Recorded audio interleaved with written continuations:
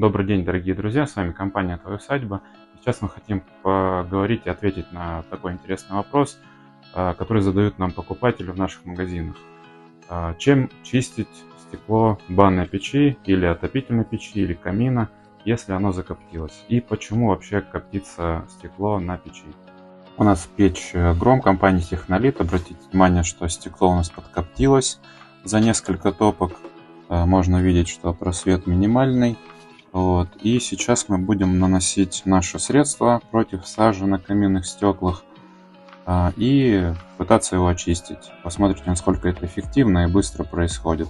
Есть одна рекомендация, которую, скажем так, нельзя допустить при чистке стекол. Ни в коем случае нельзя чистить стекла мыльными растворами либо моющими средствами, не предназначенными для чистки именно от сажи.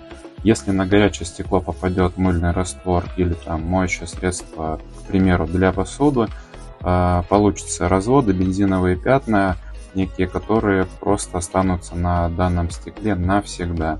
И вы будете их постоянно наблюдать и испортите, скажем так, стекло.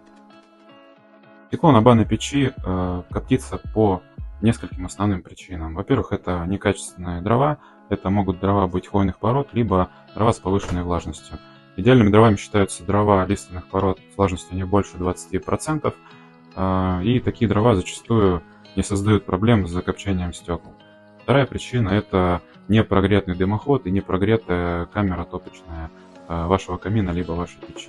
Если печь тяжелая, чугунная, либо топка выложена из кирпича, для того, чтобы не было копоти и гари в самой камере сгорания, необходимо дождаться, когда эти стенки прогреются и выйдут на температуру, которая позволит тяге дымохода удалять все не сгоревшие элементы и отложения из топочной камеры напрямую в дымоход и дожигать их без следов.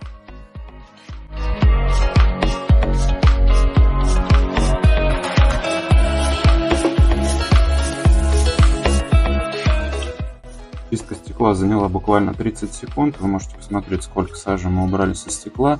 При этом стекло осталось абсолютно чистым. Сейчас он чуть подсохнет, и оно вернется в первозданный вид.